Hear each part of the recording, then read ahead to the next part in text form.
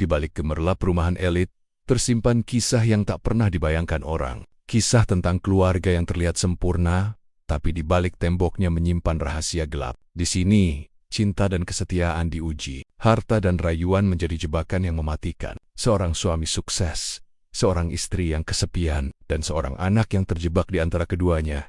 Inilah cerita tentang pengkhianatan, penyesalan, dan perjuangan untuk bangkit kembali. Rumah itu berdiri megah di sebuah perumahan elit di pinggiran kota Bekasi. Halaman luas, pagar tinggi, dan taman kecil di sudut kiri rumah selalu terlihat rapi. Dari luar, rumah itu seperti lambang kebahagiaan. Keluarga Fahmi, Iva, dan putri mereka Mila, 13 Dahan, dikenal ramah dan tampak harmonis. Tetangga sering menyebut mereka keluarga sempurna. Namun di balik pintu yang tertutup rapat, ada yang perlahan retak. Fahmi, seorang pengusaha properti sukses, jarang di rumah. Ia berangkat pagi, pulang larut malam, dan lebih sering membawa berkas kerja ketimbang bercanda dengan keluarga. Iva, istrinya, merasa kesepian. Rutinitasnya hanya menggantar jemput Mila sekolah, mengurus rumah, lalu kembali menunggu suaminya pulang. Suatu siang yang panas, Iva menerima pesan dari nomor yang sudah beberapa minggu ini rajin menghubunginya. Nama di layar ponselnya Dimas. Aku di kafe depan komplek. Kangen, Iva memandang pesan itu lama. Ada rasa bersalah, tapi juga ada rasa yang membuat dadanya berdebar. Ia berdiri di depan cermin besar di ruang tamu. Bibirnya gemetar, tangannya merapikan kerudung. Ia lalu menatap Mila yang sedang menonton televisi di ruang keluarga. Bunda, ada urusan sebentar ya? Mila belajar yang rajin, katanya. Mila hanya mengangguk tanpa curiga. Kafe itu kecil, tetapi modern. Dimas sudah duduk di pojokan, mengenakan kemeja putih dan senyum menawan. Usianya jauh lebih muda dari Iva.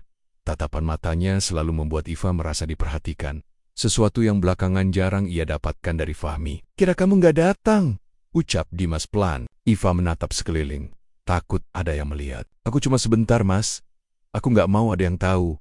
Dimas tertawa kecil, tangannya menggeser cangkir kopi. Tenang, aku cuma mau ketemu. Kamu kelihatan makin cantik aja. Ucapan itu membuat Iva tersipu. Tapi jauh di dalam hatinya, ia tahu hubungan ini salah.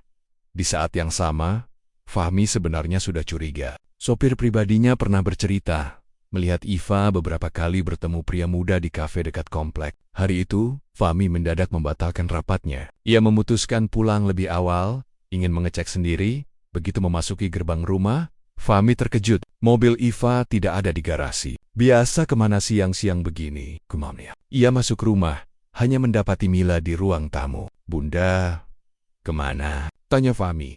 Katanya ada urusan. Ayah, jawab Mila pelan. Fahmi merasa dadanya panas. Ia berjalan ke ruang kerjanya dan membuka layar CCTV rumah. Ia memutar rekaman kamera gerbang. Terlihat Iva keluar dengan wajah tergesa-gesa. Fahmi mengepalkan tangan. Sementara itu di kafe, Dimas semakin berani. Ia mulai berbicara tentang bisnis. Aku punya usaha kecil-kecilan. Kalau kamu bisa bantu modal, aku janji hasilnya besar. Aku ingin buktiin ke kamu kalau aku serius sama kita, katanya. Iva terdiam. Dalam hatinya ada rasa kasihan, juga bangga karena dianggap penting. Nanti aku pikirkan, Mas, jawabnya pelan. Tak disadari Iva, seseorang memotret mereka diam-diam dari luar kafe. Salah satu karyawan Fahmi yang diperintahkan untuk mengawasi. Foto itu segera dikirim ke ponsel Fahmi. Layar ponsel Fahmi bergetar. Ia menatap gambar itu lama, napasnya berat. Malamnya, rumah itu terasa lebih dingin. Fahmi duduk di ruang makan tanpa bicara. Iva masuk rumah dengan wajah biasa, seolah tak terjadi apa-apa. Mila sedang mengerjakan PR di meja. Bunda kemana? Tanya Fahmi datar. Iva terkejut. Oh, tadi belanja sedikit di luar. Fahmi menatapnya tajam. Pelannya. Atau ketemu orang? Iva tercekat. Ia tak sanggup melanjutkan. Mila menatap kedua orang tuanya bingung. Udara rumah terasa tebal, seperti akan pecah. Iva akhirnya bergegas ke kamar, meninggalkan Fahmi yang menatap punggungnya penuh amarah. Di kamarnya, Iva gemetar. Ponselnya bergetar. Pesan dari Dimas. Jangan takut, kita akan baik-baik saja. Percayakan semuanya ke aku. Iva menutup wajahnya. Air mata jatuh tanpa ia sadari. Di luar pintu kamar, Fahmi berdiri. Tangannya mengepal, dan rahangnya mengeras. Untuk pertama kali dalam hidupnya, ia merasa rumah tangganya benar-benar berada di ambang jurang.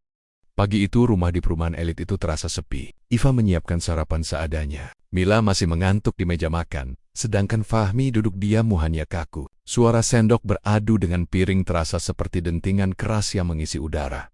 "Bunda, kenapa ayah diam terus?" bisik Mila lirih. Iva tersenyum hambar. "Gak apa-apa sayang, makan aja dulu." Fahmi mendengar itu. Ia menatap istrinya lama. "Aku mau bicara nanti malam," katanya pendek lalu berdiri. Meraih kunci mobil dan pergi sebelum Iva sempat menjawab.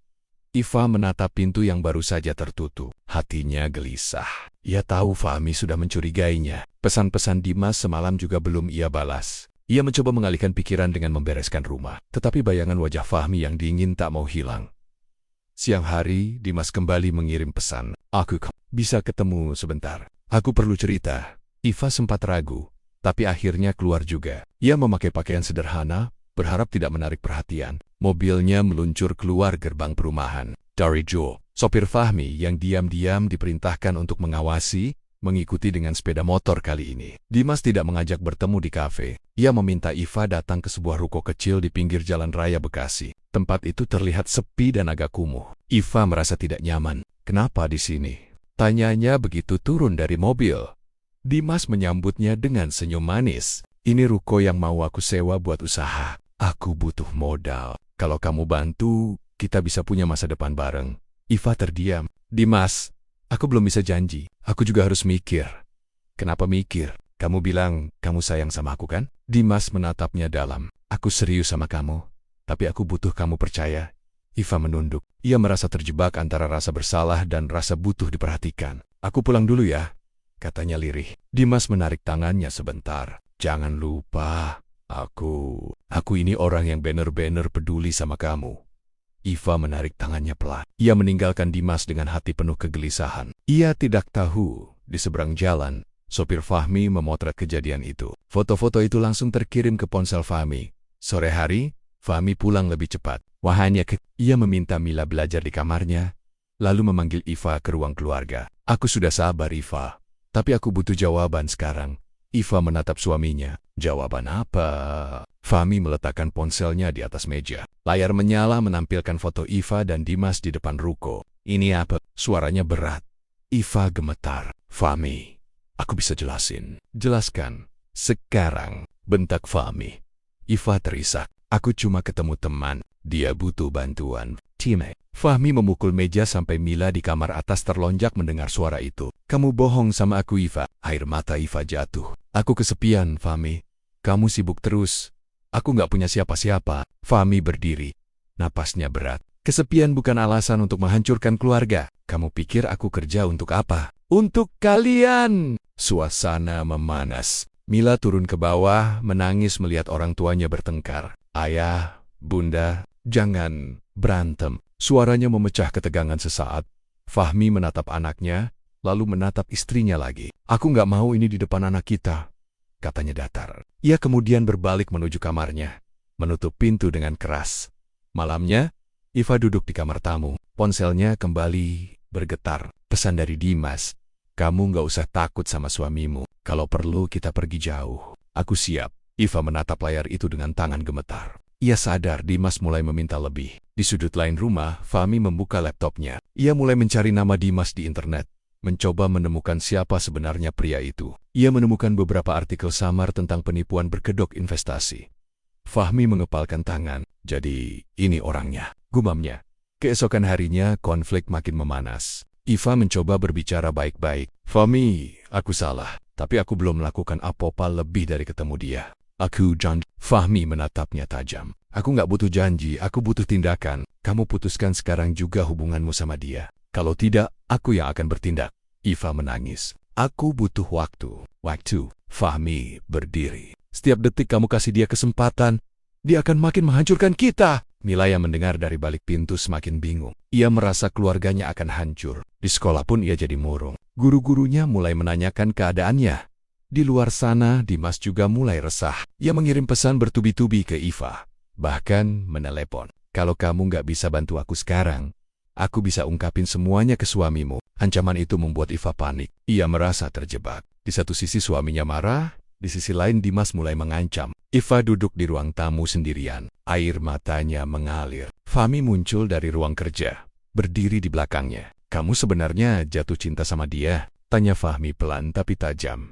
Iva menutup wajahnya. Aku nggak tahu. Aku cuma butuh seseorang. Fahmi menghela napas panjang. Aku akan selesaikan ini. Tapi ingat, aku nggak akan biarkan orang itu menghancurkan rumah tangga kita. Iva mendongak. Maksud kamu? Fahmi menatapnya lurus. Mulai besok aku akan urus Dimas dengan caraku sendiri. Di wajah Fahmi tampak tekad yang belum pernah terlihat sebelumnya. Iva menelan ludah. Ia sadar konflik ini baru saja naik ke level yang lebih berbahaya. Matahari baru saja naik ketika Fahmi sudah duduk di ruang kerjanya. Kopi di atas meja belum disentuh. Malam sebelumnya ia tidak tidur. Pikirannya penuh rencana. Ia membuka laptop dan membaca ulang artikel tentang Dimas. Ternyata benar, Dimas pernah dilaporkan atas kasus penipuan investasi cepat untung. Kasusnya tenggelam karena tidak ada bukti cukup. Fahmi menghela napas berat. Aku harus dapat bukti sendiri, gumamnya. Dia menghubungi seorang teman lama, Rudy, mantan polisi yang sekarang bekerja sebagai konsultan keamanan. Rud, aku butuh bantuan. Ada seorang laki-laki bernama Dimas yang mendekati istriku. Aku curiga dia penipu. Bisa kamu selidiki? Bisa. Kirim fotonya. Jawab Rudy singkat. Fahmi mengirim foto hasil pantauan sopirnya. Rudy menjawab, oke, aku mulai sekarang. Sementara itu di kamar, Iva duduk gelisah. Semalaman ia juga tidak tidur. Dimas mengiriminya pesan-pesan mengancam. Kalau kamu nggak transfer hari ini, aku datang ke rumahmu. Aku nggak peduli suamimu marah atau enggak. Iva menutup wajahnya. Ia merasa terpojok. Dalam hatinya, ia menyesal, tetapi ia juga takut. Fahmi melakukan sesuatu yang akan memperkeruh keadaan. Mila yang sedang bersiap sekolah melihat ibunya menangis. Bunda, kenapa? Tanyanya pelan. Iva cepat-cepat menghapus air mata. Nggak apa-apa sayang, Bunda cuma capek. Siang hari, Iva memutuskan menemui Dimas untuk membujuknya berhenti mengancam. Ia tak bilang ke Fahmi. Ia hanya meninggalkan pesan ke Mila. Kalau ia keluar sebentar, Dimas sudah menunggunya di parkiran, sebuah hotel kecil di daerah Bekasi Timur. Iva turun dari mobil dengan jantung berdegup kencang. Kenapa di sini? Tanyanya was-was. Dimas menyeringai, tempatnya lebih aman. Kita bisa bicara tenang. Iva menatapnya penuh kecemasan. Dimas, aku nggak bisa terus begini. Suamiku sudah curiga. Jangan ancam aku. Dimas tertawa kecil. Aku nggak ancam, aku cuma butuh uang. Kamu punya akses. Transfer sekarang, selesai urusan. Iva menggeleng. Aku nggak punya uang sebanyak itu. Kalau gitu, aku datang ke rumahmu. Aku ceritakan semuanya ke suamimu. Ucap Dimas dengan suara dingin. Iva terisak. Jangan, Mila bisa tahu. Ya udah, transfer. Dimas mendekat, nadanya keras. Iva mundur, menahan air mata. Aku butuh waktu. Dimas mendekat lagi, tapi tiba-tiba ponselnya berdering. Ia mengangkatnya. Lalu wajahnya berubah sedikit panik. Oke, aku pergi dulu, katanya cepat-cepat. Ia masuk ke mobilnya dan melaju meninggalkan Iva. Iva berdiri gemetar di parkiran. Ia sadar situasinya makin berbahaya. Di waktu yang sama, Rudy menghubungi Fahmi. Aku sudah dapat info. Orang ini memang penipu. Dia main di banyak kota. Aku juga tahu dia punya catatan kriminal. Fahmi mengepalkan tangan. Kamu bisa dapat bukti? Bisa, tapi kita perlu pancingan. Aku siap. Jawab Fahmi dingin. Sore harinya, Fahmi pura-pura tenang saat makan malam. Iva menunduk, Mila hanya memandang bergantian kedua orang tuanya. Usai makan, Fahmi berkata datar. Aku ada bisnis baru, butuh orang yang paham investasi. Bunda mungkin kenal seseorang? Ia tahu Fahmi sedang menyindir. Aku nggak tahu, jawabnya gugup. Fahmi tersenyum tipis. Kalau gitu aku cari sendiri. Malam itu Iva menerima pesan dari Dimas lagi. Besok kita ketemu lagi. Jangan bawa siapa-siapa. Aku butuh uang itu. Iva menutup ponsel dengan tangan gemetar. Ia merasa sendirian. Ia juga takut Fahmi tahu ia masih berhubungan dengan Dimas. Keesokan paginya, Fahmi sudah siap dengan rencananya. Ia meminta Rudy menyiapkan rekaman dan beberapa orang untuk mengawasi. Aku akan pancing dia lewat Iva, katanya. Rudy mengangguk. Hari-hari orang seperti ini bisa nekat. Fahmi pulang sebentar ke rumah, menatap istrinya yang sedang menyiapkan sarapan. Iva, katanya lembut, kalau Dimas menghubungi kamu lagi belang ceoku, aku nggak akan marah. Kita hadapi sama-sama. Iva menunduk. Aku takut. Fahmi mendekat. Aku janji aku lindungi kamu dan Mila, tapi aku perlu tahu semuanya. Air mata Iva jatuh. Dia ancam aku. Dia minta uang. Fahmi menghela napas. Baik, besok kita atur rencana. Kamu temui dia seperti biasa. Tapi aku dan orangku akan memantau. Iva menatap Fahmi. Separuh lega, separuh takut. Jangan sakiti dia. Fahmi menatapnya dalam. Aku hanya ingin dia berhenti. Tapi kalau dia melawan, aku tak bisa janji. Malamnya, Mila mendengar percakapan itu diam-diam dari balik pintu. Anak itu gemetar. Ia takut keluarganya pecah. Di kamarnya, ia menulis di buku harian. Ayah dan bunda bertengkar karena pria itu. Aku takut. Di sisi lain kota, Dimas duduk di sebuah kafe dengan temannya. Besok aku dapat uang besar. Perempuan itu pasti nurut. Suaminya sibuk kerja. Katanya sombong. Temannya tertawa. Hati-hati bro. Jangan sampai ketahuan. Dimas mengibaskan tangan. Gampang. Perempuan itu sudah jatuh ke perangkapku. Langit malam Bekasi tampak redup. Di rumahnya, Fahmi duduk di ruang kerja sambil menatap foto Mila. Aku harus selamatkan mereka, gumamnya. Iva di kamarnya tak bisa tidur. Ponselnya terus bergetar pesan dari Dimas. Ancaman dan janji bercampur jadi satu. Ia menutup wajahnya. Ia merasa semua akan pecah besok. Pagi itu suasana rumah seperti tenang. Padahal di dalamnya ada rencana besar yang sudah disusun Fahmi. Semalam ia dan Rudi, sahabatnya, sudah menyusun strategi untuk menjebak Dimas.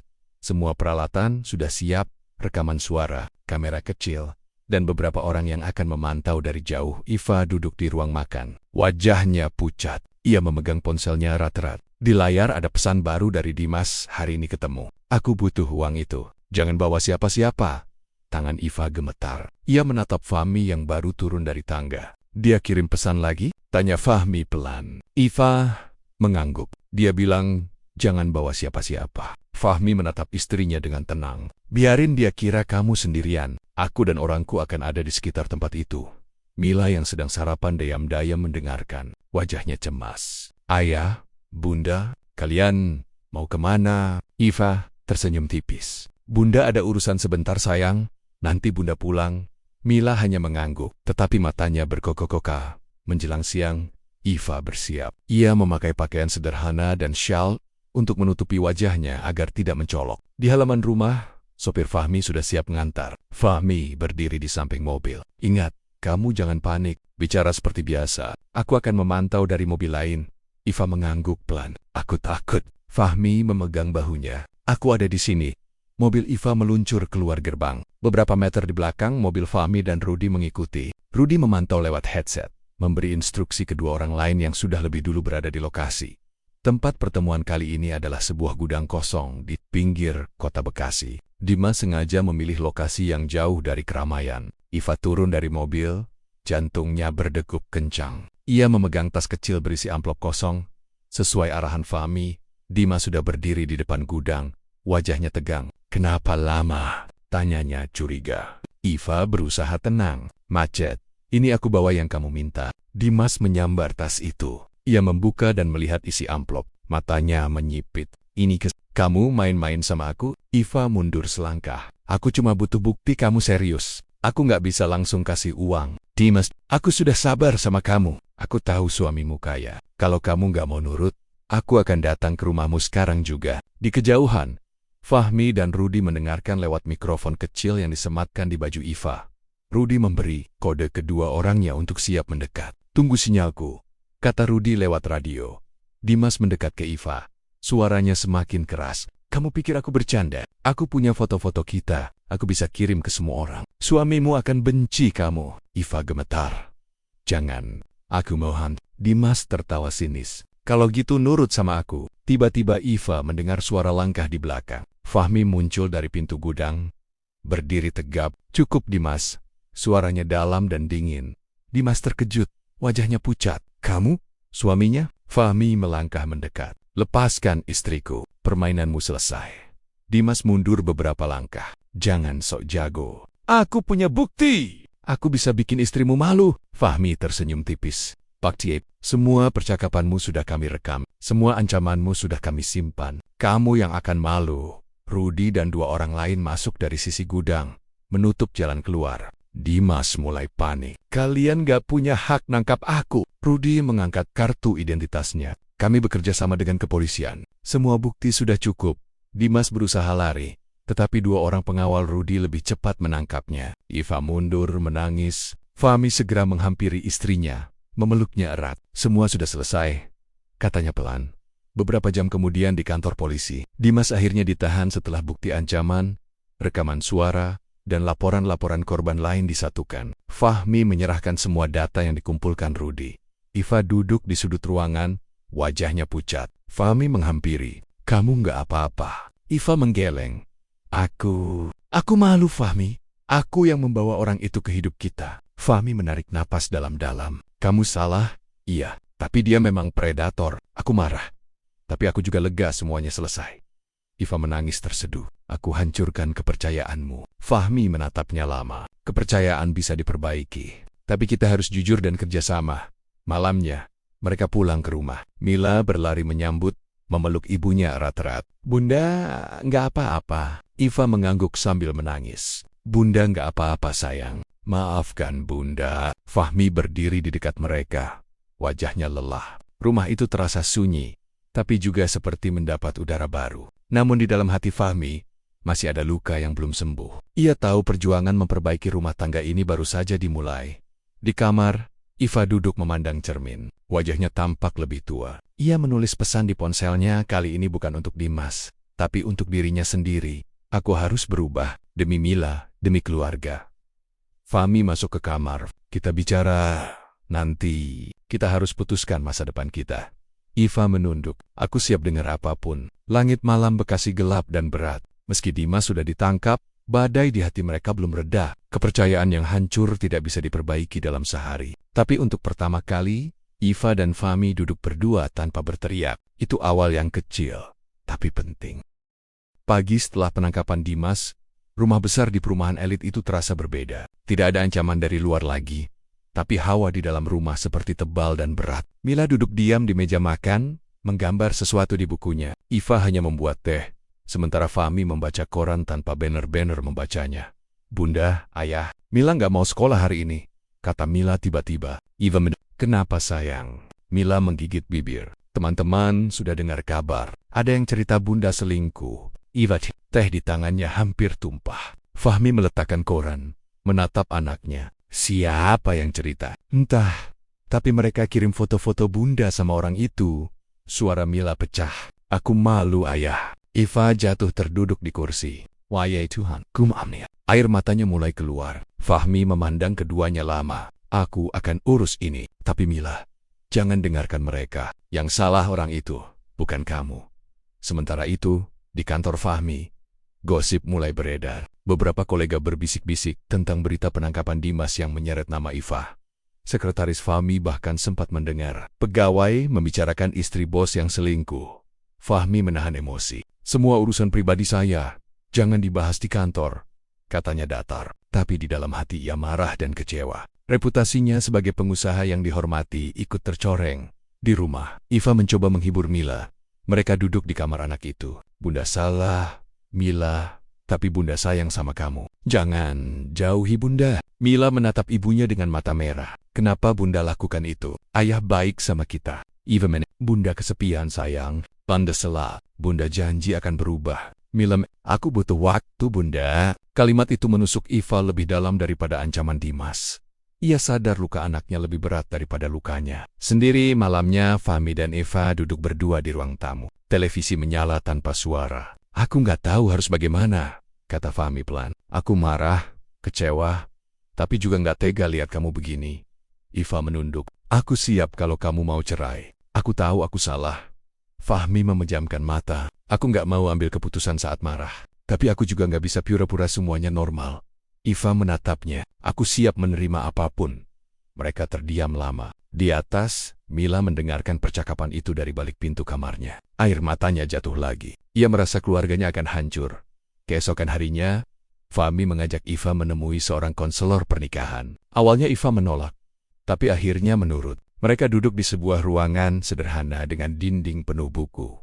Kalian datang untuk apa? Tanya konselor itu tenang. Fahmi menarik napas. Kami baru mengalami masalah besar. Istri saya terseret hubungan dengan orang yang jahat. Saya marah, kecewa. Tapi kami punya anak. Iva menunduk. Saya bersalah. Saya mau berubah. Tapi saya nggak tahu caranya. Konselor itu mendengarkan dengan sabar. Luka ini dalam, tidak bisa sembuh sehari. Tapi kalian masih mau datang bersama. Itu tanda masih ada harapan.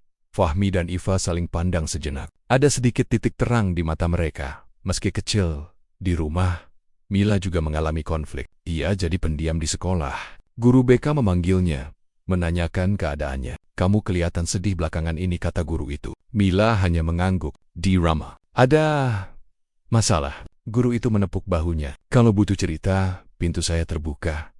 Mila mengangguk lagi, tapi tidak berkata apa-apa. Ia pulang dengan hati yang berat. Malamnya, Fahmi bicara lagi pada Iva di balkon rumah. Lampu kota Bekasi terlihat berkelip-kelip di kejauhan. Aku nggak janji kita bisa seperti dulu, kata Fahmi pelan. Tapi aku akan coba demi Mila. Iva menatapnya. Air matanya jatuh. Aku akan lakukan apa saja untuk menebus kesalahanku. Fahmi menghela napas. Mulai besok kita jalani terapi. Kita juga harus bicara pada Mila secara jujur. Biar dia tahu kita berusaha. Iva mengangguk. Aku takut Mila benci aku. Fahmi menyentuh pundaknya. Kita hadapi sama-sama. Di dalam kamar Mila membaca buku hariannya. Bunda janji berubah. Ayah masih di rumah. Aku takut. Tapi aku juga ingin kami bahagia lagi. Ia menutup buku itu, memandang foto keluarganya yang tersenyum di dinding. Dalam hati ia berdoa agar semua banner-banner berubah. Langit Bekasi malam itu kembali mendung. Meskipun Dimas sudah tertangkap, badai di rumah keluarga Fahmi dan Iva belum reda. Luka-luka itu belum sembuh. Tapi untuk pertama kali mereka berusaha memperbaikinya, meski jalannya panjang.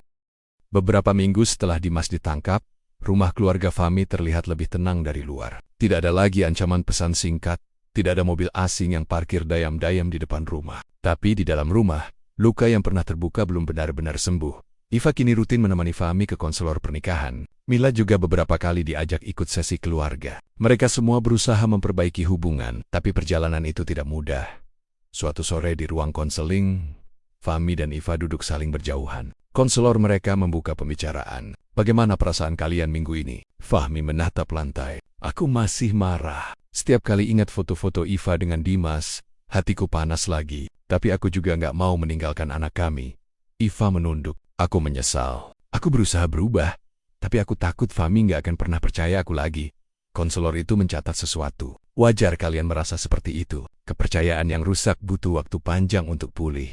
Yang penting kalian tetap mau duduk di sini. Iva menoleh ke Fahmi. Aku rela. Kalau kamu mau pisah, aku nggak mau kamu hidup dengan rasa marah terus. Fahmi menarik napas panjang. Aku juga nggak mau Mila hancur karena perceraian. Di rumah, Mila duduk di kamar sendirian. Ia menatap foto keluarga di dinding. Kenapa mereka jadi jauh begini? Dulu ayah bunda suka bercanda, gumamnya. Ia memeluk bantalnya erat-erat. Beberapa hari belakangan, Mila juga mengalami perubahan di sekolah. Teman-temannya mulai berhenti mengejek, tapi ia tetap pendiam. Guru BK kembali memanggilnya. Mila, kamu kelihatan sedih. Mau serit? Mila menggeleng. Aku nggak apa-apa, Bu. Guru itu tersenyum lembut. Kadang kita butuh waktu. Tapi ingat, kamu nggak sendiri. Suatu malam, Fahmi pulang larut. Ia baru selesai rapat dengan investor. Ketika masuk rumah, ia mendapati Iva sedang duduk di ruang tamu sambil membaca buku. Pemandangan itu mengingatkannya pada masa lalu, saat mereka pertama kali menikah. Ada rasa rindu yang aneh, bercampur marah. Iva menoleh. Kamu sudah makan? Fahmi mengangguk pelan. Sudah. Aku capek. Iva berdiri, mendekatinya. Aku bikin teh ya. Fahmi hanya mengangguk lagi. Iva masuk ke dapur. Suasana itu terasa canggung, tapi juga hangat. Seperti ada celah kecil yang mulai terbuka. Beberapa hari kemudian, Fahmi mendapat undangan reuni teman kuliah. Ia mengajak Iva untuk ikut. Sekalian kita keluar rumah, biar nggak sumpek, katanya. Iva ragu. Aku malu. Kenapa malu? Mereka pasti sudah dengar gosip tentang aku. Fahmi menatapnya. Kalau kita hadapi bersama, orang nggak bisa seenaknya lagi. Akhirnya Iva setuju. Malam reuni itu, mereka datang bersama. Beberapa teman Fahmi menyapa ramah, meski ada yang berbisik-bisik di belakang. Iva berusaha tersenyum. Fahmi menggenggam tangannya erat, seolah berkata, kita hadapi bersama. Bagi Iva, itu sinyal penting. Meski Fahmi belum sepenuhnya memaafkan, ia tidak membiarkannya berdiri sendiri. Namun badai kecil kembali datang. Setelah reuni, Iva menerima pesan dari nomor tak dikenal. Hei Iva, Kabar Dimas ternyata belum selesai. Ada orang lain yang tahu rahasiamu. Iva terhenyak, tangannya gemetar. Ia tidak membalas pesan itu. Tapi malamnya ia gelisah. Takut ada ancaman baru. Ia tidak berani cerita ke Fahmi karena khawatir suaminya akan marah lagi. Di sisi lain, Fahmi juga menghadapi tekanan di kantornya. Investor sempat bertanya-tanya tentang reputasi keluarganya. Bisnis kita harus bersih, kata salah satu investor. Fahmi menahan diri agar tidak meledak. Semua ini membuatnya lelah lahir batin. Konflik itu meledak suatu malam. Fahmi menemukan Iva duduk di teras dengan wajah pucat. Kamu kenapa? Iva akhirnya menunjukkan ponselnya. Ada pesan aneh. Fahmi membaca pesan itu. Wajahnya mengeras. Kenapa kamu gak cerita dari kemarin? Aku takut kamu marah. Fahmi menghela napas berat. Iva, kalau kamu sembunyikan, aku makin susah percaya. Kita harus jujur. Iva menunduk. Aku benar-benar mau berubah. Fahmi menatapnya. Aku juga capek. Aku gak tahu kita bisa bertahan atau tidak. Air mata Iva jatuh lagi. Kalau memang ini akhirnya, aku rela. Fahmi berdiri, berjalan ke dalam rumah tanpa berkata apa-apa. Iva tetap di teras, menangis sendirian. Dari jendela kamarnya, Mila melihat adegan itu. Ia memeluk bonekanya erat-erat, takut besok rumahnya akan kosong.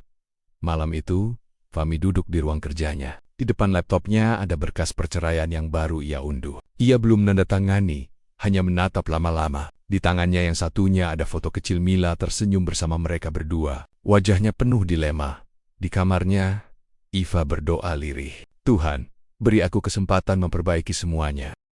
Hujan malam itu turun terus sampai pagi. Rumah besar di pinggiran Bekasi itu terasa lebih sepi dari biasanya. Fahmi sudah bangun sejak subuh, duduk di ruang kerja dengan wajah letih. Di depannya masih ada berkas perceraian yang belum ia tanda tangani. Ia memandang foto Mila yang tersenyum di atas meja. Aku nggak tahu apa yang terbaik buat kita, gumamnya. Di kamar, Iva bangun dengan mata sembab. Semalaman ia menangis. Ia tahu Fahmi sedang mempertimbangkan perceraian. Ia juga tahu ia tidak punya banyak pembelaan. Tapi ia tetap ingin berusaha, setidaknya untuk anak mereka. Pagi itu mereka bertiga sarapan bersama. Tapi suasananya aneh. Mila hanya menggadok ke buburnya. Iva menatap piringnya. Fahmi diam. Ayah, Bunda. Suara Mila tiba-tiba pecah. Aku nggak mau kita pisah. Iva Satya. Mila aku takut kalau ayah pergi. Aku takut rumah ini kosong. Fahmi menatap anaknya lama. Dadanya seperti diremas. Mila, katanya pelan. Ayah dan Bunda sedang berusaha. Tapi ayah nggak mau bohong. Kita memang punya masalah besar. Mila memeluk ayahnya. Tapi jangan tinggalkan aku. Air mata Fahmi jatuh juga. Iva menatap mereka berdua dengan hati hancur. Momen itu membuatnya sadar ia harus bicara jujur. Sore harinya, Fahmi mengajak Iva dan Mila ke taman kecil di dalam kompleks. Mereka duduk di bangku taman yang menghadap kolam ikan. Angin sejuk berembus pelan. Fahmi membuka percakapan. Aku sudah lama pikirkan ini. Kita sudah melalui banyak hal. Aku marah. Aku kecewa. Tapi aku juga lihat kamu berusaha berubah, Iva. Iva menunduk. Aku bersalah. Aku siap menerima apapun keputusanmu. Fahmi menarik napas panjang. Aku sempat ingin cerai. Tapi setiap aku lihat Mila, aku ingat kita dulu. Aku nggak mau Mila hancur. Aku nggak janji bisa lupa. Tapi aku mau kita coba lagi. Iva mendongak. Air matanya mengalir. Kamu mau beri aku kesempatan? Fahmi mengangguk pelan. Kesempatan terakhir. Kita akan lanjut terapi. Kita harus jujur. Nggak ada lagi rahasia. Kalau terulang, aku benar-benar pergi. Iva memegang tangan Fahmi erat-erat. Aku demi kamu, demi Mila.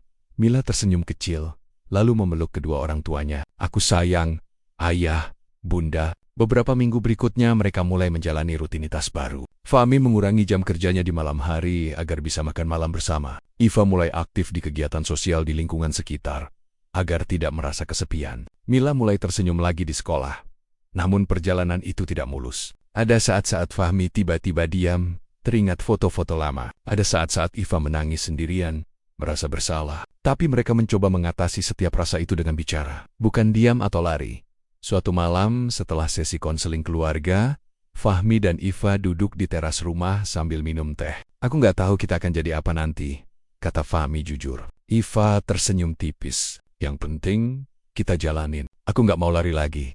Fahmi menatap langit malam Bekasi yang berbintang. Aku demi anak kita. Beberapa hari kemudian mereka mendapat kabar dari kepolisian bahwa Dimas sudah resmi dijatuhi hukuman. Iva merasa lega, meski tetap ada rasa malu. Fahmi tidak membicarakan Dimas lagi. Ia memilih fokus ke depan.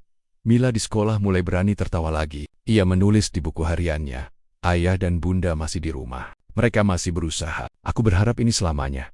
Malam terakhir cerita ini, rumah besar di perumahan elit itu kembali terang. Lampu-lampu taman menyala lembut. Di ruang makan, Fahmi, Iva, dan Mila makan bersama. Tidak ada kata-kata besar, hanya obrolan ringan tentang sekolah Mila dan bisnis Fahmi.